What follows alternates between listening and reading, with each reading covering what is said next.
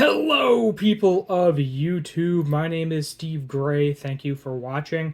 Today we are going to be talking about Demon Slayer Season 3, Episode 11, a special long episode and probably going to be a special longer review, being that this is 52 minutes long. Initially I heard 70.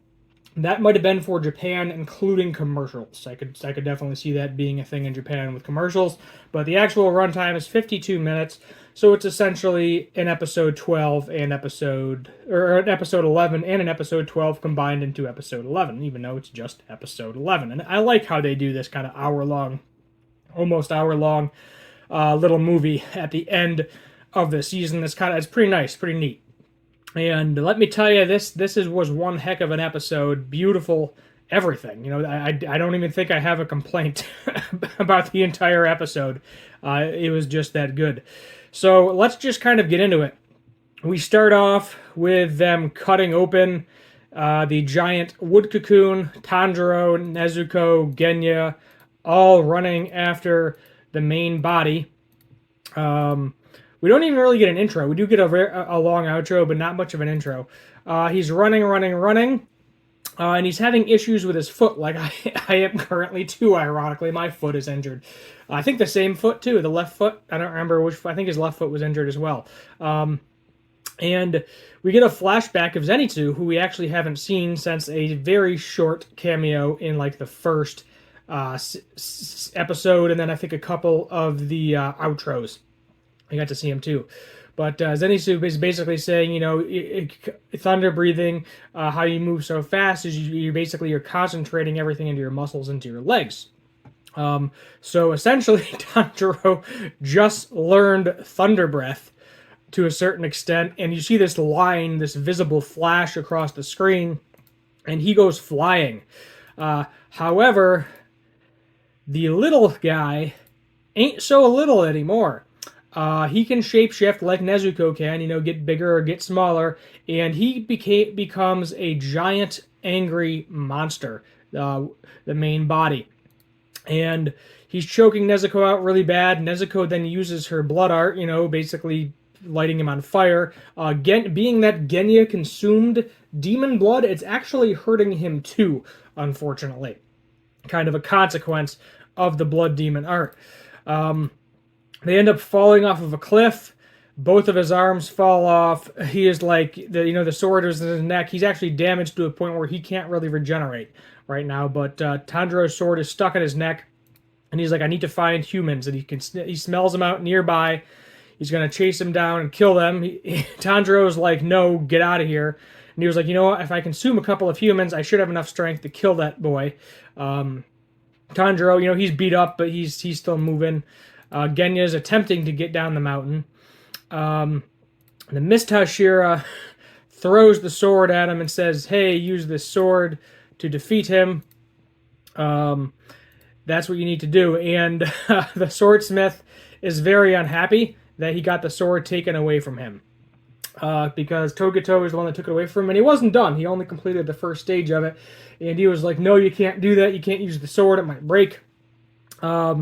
But Tanjiro ends up picking it up anyway, being that he has no other sword. So his sword is currently stuck in the demon's neck. Then he does total concentration, and it takes a minute, but he finally beheads the demon, and all is well. Everything is over.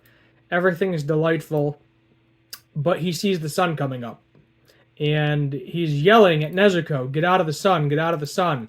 And Nezuko is running to him to protect him. And little do we know that this stupid demon is still moving.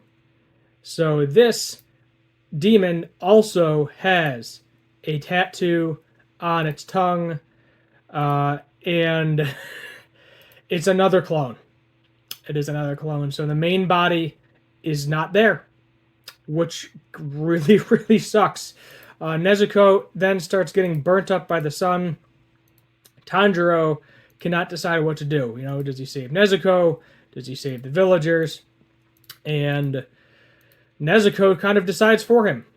She ends up kicking him off of him to get burned up in the sunlight. basically like, it's okay, you know, this is what I want, this is what you need to do. And it's even more saddening because she's, you know, she shrunk to try to, you know, have less of her body in the sun, as she's getting burnt up really bad. And as I said, I feel like it's even sadder because we're seeing a child get burned up, and Tanjiro just crying. We get this nice little flashback of essentially every episode, you know, every nice little consensus of Tanjiro and Nezuko being together, you know, as brother and sister. And Tanjiro's just like, all right, this is Nezuko's choice. I have to suck it up for right now. No time to be sad. Defeat the demon, smell him out.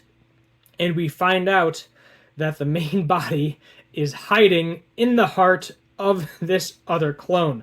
So he was able to actually see through into the body of this demon, smell it out, and is able to locate the main body. And finally, you know, he is able to cut through the demon and get to him. Upper rank 4 then has a flashback as he's dying to his main life, like we've seen in the past from other demons. And apparently he was kind of a piece of crap. He stole from people. He killed a blind man. He had the giant ugly bump on his head too. I don't know if it's like a tumor or something, and maybe that it's something that messed up his brain. We see him crying like he is in his demon state all the time too in his main body. And then we have this samurai basically saying, killing me, silencing me will do no good. At some point in your life, you will face the consequences of your actions. And he does. He finally faced the consequences of his actions. We see Tanjiro, eyes all whited out, slashing through the clone, slashing through the main demon, and then he's crying because Nezuko is burned by the sun. So yes, he's happy. He saved the villagers, but at the same time, he's extremely saddened, and this was like a nice heartfelt moment, you know, because he had to sacrifice Nezuko in order to defeat this demon. It was basically, you know, let these 3 villagers die or let Nezuko die, and Nezuko chose for him to go save them. So, you know, by her kind of final wishes, or so he thought, he did what she wanted him to do and save the villagers. But then we see Tanjiro with the reflection of her in his eyes. Somehow, Nezuko is able to withstand the sunlight. So she's just sitting there, smiling at him. She says morning to him. She doesn't really, I don't think, can fully speak. She can copy words at this point in time. Genya's got a big smile on his face. Tanjiro passes out. You know, basically she says thank goodness to him, kind of repeating the same words that he does, but somehow she is able to withstand the sun, and I'm wondering if that has something to do with her not eating humans, because to my knowledge, she is the only demon that has never eaten a human, and I'm wondering if that has something to do with it. At least that's my guess. Mitsuri is like, I'm gonna die, I'm gonna die, I'm gonna die, I can't stand this anymore. She actually gets eaten by one of the wooden dragons, but luckily, at this point, Tanjiro has already defeated upper rank 4, and she's like, oh, thank God. Then we get to see Muzan in his child form, which we think he's going to be extremely angry, being that upper rank 4 and 5 just got defeated by the Demon Slayers. But no, he is actually extremely happy. He ends up killing both of his maids, you know, going full beast mode and walking out the door. And we learn that back in the Heenan period, this was 1,000 years ago before the period that we're currently in the show, he was sick. He was very sick, and he was consuming this medicine from this doctor that really wasn't working for him for whatever reason. And he was like, whatever, I'll consume it anyway. And he was like, I hate everybody. I want everybody to die. He ends up killing his doctor. And then shortly after he ends up killing the doctor, he becomes the first demon. I don't think the doctor's medicine was done yet based on what he said, but he knows it has something to do with a blue spider lily, and we have heard him mention that before. So some sort of plant or something. He's been searching for either a demon that can withstand the sunlight or the blue spider lily. And then we just get to see him saying, you know, I grew to want to consume human flesh, so I did. Basically, he just gave in to that desire immediately, started eating people, killing a bunch of people. He got very mad that he couldn't go out into the sun, but now he is happy that because Nezuko has conquered the sun, his next plan, which is going to be to kill Nezuko and eat her. So we are going to have to face Muzan very soon. That's my guess, because he no longer cares about making demons anymore. It seems like it, based on what he said. He doesn't really care about creating any other demons, because it wasn't about creating demons. It was about using these demons as pawns to get him the Blue Spider Lily, or hopefully create a demon that was able to withstand the sun. And since that has finally happened 1,000 years later, he is ready to basically show himself to capture her. It's then funny because we get the nice little heartfelt, everybody's good to go, everybody's together. Genya very flustered because a beautiful woman is hugging him. Nezuko, Mitsuri crying because Nezuko is alive. Togata, Mr. Shira, also basically Tanjiro noticed that he's changed quite a bit, and he was like, "Thank you, Tanjiro, for bringing back a memory of mine." We then go to the research people, who I don't think we've seen them since season 1, if I remember correctly. I'm forgetting their names because we haven't seen them in so long. But basically, the reason Nezuko can't talk and isn't remembering anything is because there's something in her mind that she's prioritizing, which I'm assuming is kind of holding on to Tanjiro. So she is writing a letter to Tanjiro to basically say, Nezuko will probably soon have the ability to conquer the sun. And I don't know if that means she's one step closer to becoming a human or not.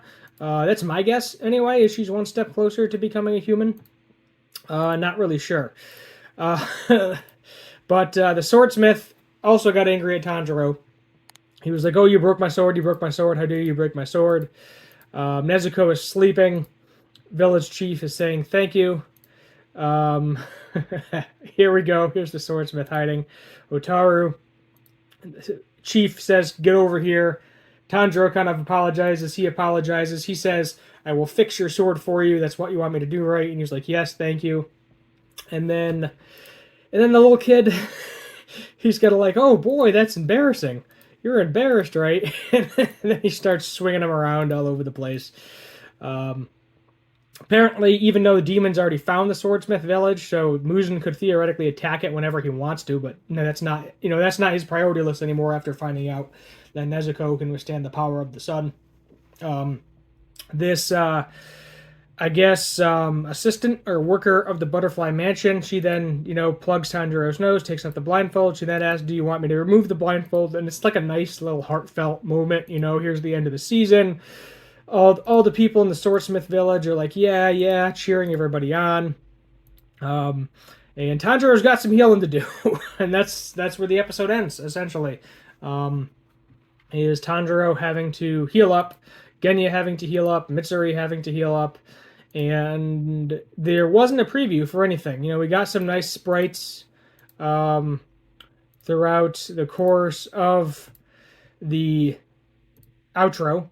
Then we did get like a nice little outro song as well. But we'll go back to, and let's see if we can find a nice little scene here that we can go back to.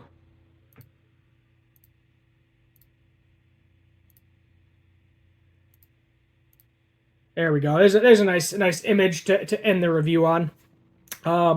Still some unanswered questions. So, obviously, how the heck does Nezuko withstand the sun? That is a very good question. No idea how. As I said, my guess is because she's never actually consumed a human, which would make sense.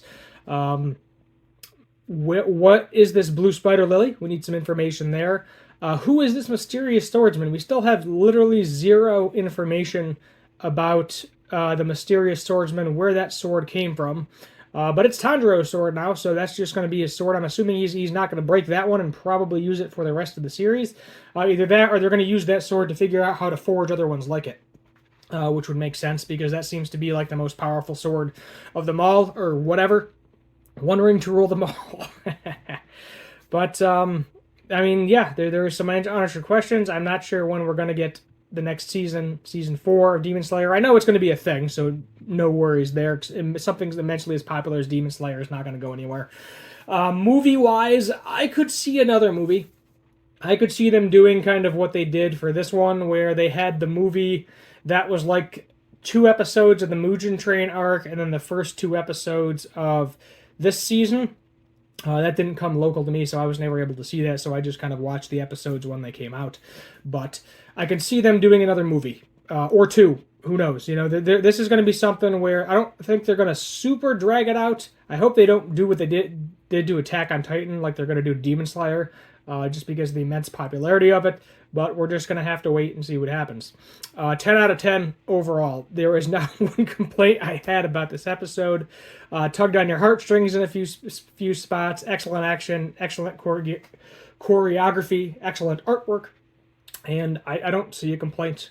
I really don't. I can't think of one complaint I had for this entire episode.